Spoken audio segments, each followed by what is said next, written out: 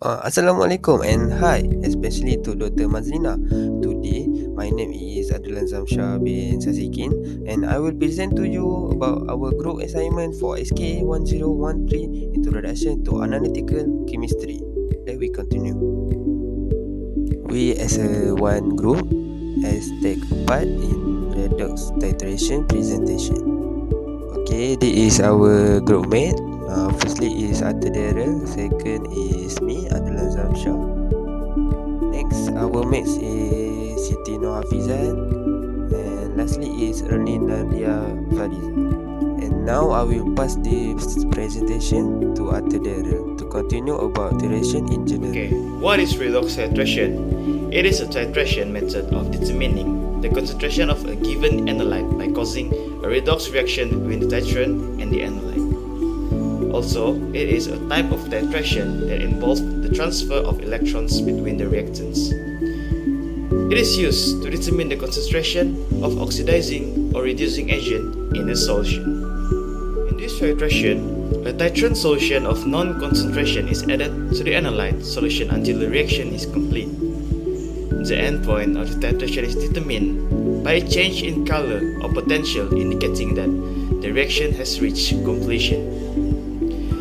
This method commonly used in analytical chemistry to determine the concentration of a wide range of a substance, including metals, organic compounds, and inorganic compounds.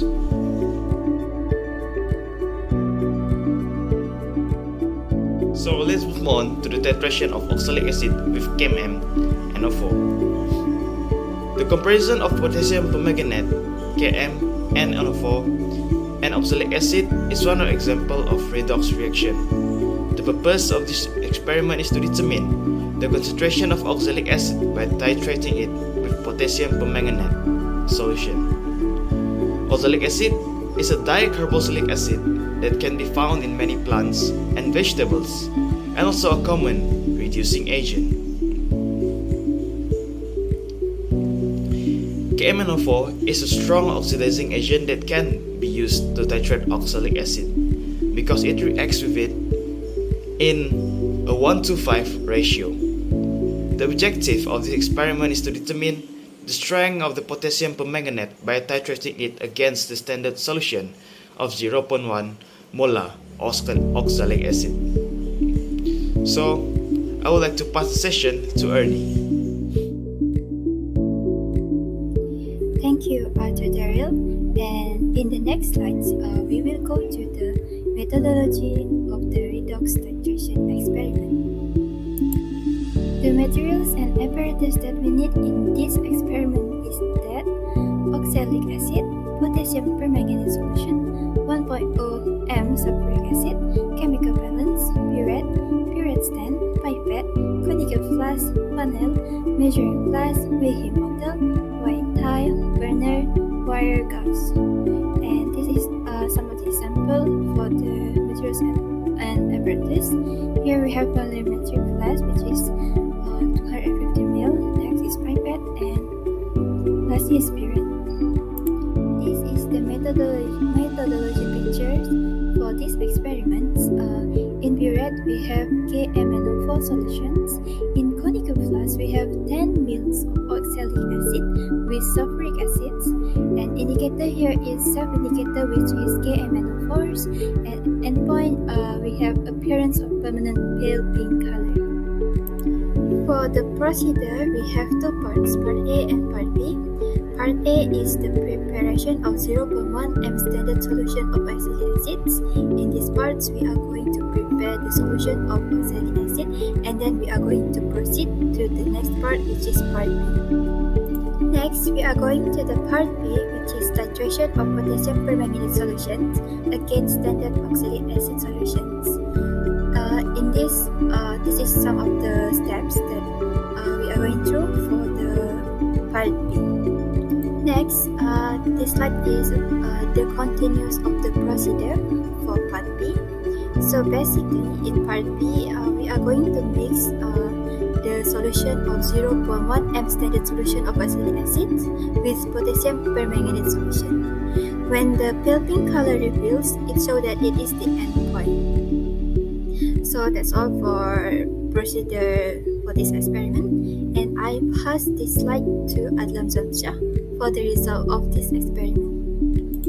Okay, thank you to ERNI, and let's we continue for our experiment result. Let me explain to you. Okay, as you can see, this is our result for our experiment. For the first trial, the volume of KMNO4 used is 22.5. For the second try, the volume of KMNO4 used is 23.0. And for the last try is the volume of the KMNO4 used is 22.8. Let's we continue to our result explanation. Okay, from the result also, we get the mole of oxalic acid and the concentration of oxalic acid from the all trial. Okay, for the first trial, the mole of oxalic acid we get the 0.45 mmol. For the concentration of oxalic acid is 0.018. For the second trial, the mole of oxalic acid is 0.46 millimol, and the concentration of oxalic acid is 0.0184 m, or we call it molarity. And for the trial 3, the mole of oxalic acid is 0.456 millimol, and the concentration of oxalic acid is 0.01824. We have discussed, we assume that 1 gram of oxalic acid was dissolved in 100 ml of water. So the concentration of oxalic acid is 0.11 m. From this experiment, we learned that potassium permanganate is a potent oxidizer by strength of gallium permanganate O4, calculated by using the molarity, which is 2.8762.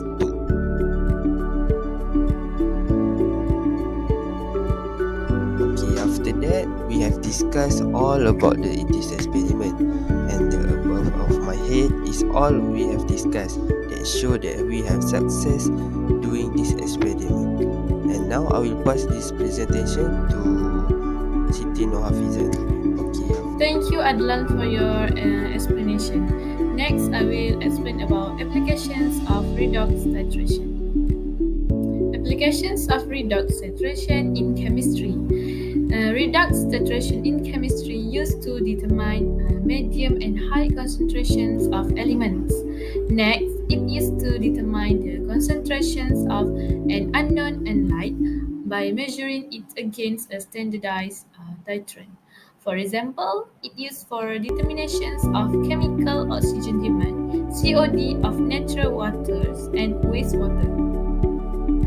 Next, applications of redox titration in industry. In industry, redox titration used to avoid the chlorination of public water supplies.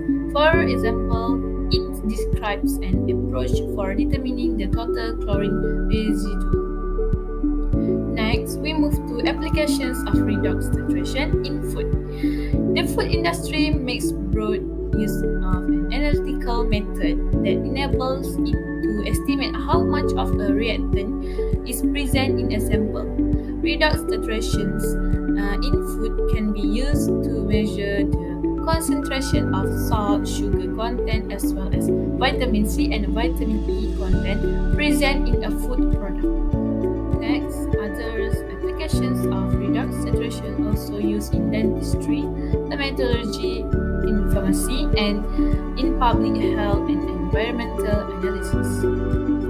So, in conclusion, redox titration is the method of determining the concentrations of a given analyte, which causes a redox reaction between the titrant and the analyte, which is a laboratory process, and such titrations are being done with the help of potentiometer or a redox indicator. So that's all from me and my groups. Thank you.